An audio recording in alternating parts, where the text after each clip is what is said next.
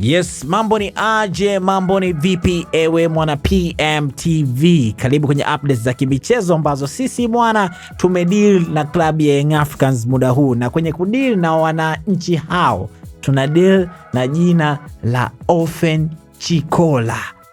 Ndio, huyu ni mchezaji ambaye alijiunga kwenye dirisha kubwa na klabu ya Young Africans akitokea Tabora United. Ilikuwa ni tarehe 23 ya mwezi wa 7 mwaka 2025, ambapo kijana huyo alitoka kwa Walina Asali na akaja jijini Dar es Salaam kwa ajili ya kujiunga na klabu ya Young Africans. Lakini imekuwa ni maswali mengi kuliko majibu, na hii ni baada ya tetesi kutufikia kwamba klabu hiyo ya Young Africans bwana inamtoa kwa mkopo mchezaji huyo kuelekea ndani ya timu ya Singida.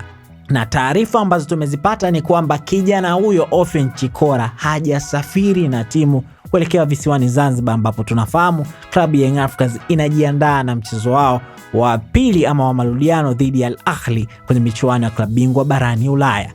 Ofen Chikola amedumu ndani ya Young Africans kwa muda mchache sana. Wapo ambao wanasema hajapewa nafasi ya kutosha, lakini wapo ambao wanasema amepewa nafasi ya kutosha na ameshindwa kuonyesha kile ambacho watu walikuwa wanakitarajia. Lakini wewe pia unayo fursa ya kuandika komenti yako hapo. Ni nini unakiona? Je, ni maamuzi sahihi kwa klabu ya Young Africans kumtoa mchezaji kama Ofen Chikola kwenda katika klabu ya Singida, ama alitakiwa apewe muda zaidi ya kuonyesha kile ambacho alikuwa anakionyesha akiwa na Tabora United? Lakini wakati unafanya hivyo, nikukumbushe tu, kasino imeletwa mikononi mwako na hakuna haja ya kuzunguka usiku kwenye makasino, kwa sababu PMBet wanasema hivi: kwa mzungusho ama spin yoyote ya shilingi 500 jua unaingia kwenye draw ya kushindania Toyota Harrier ama J3.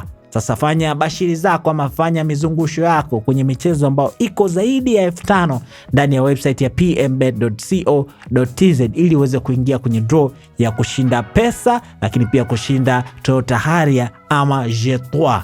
Website ni pmbet.co.tz. Mimi naitwa Raymond Elias.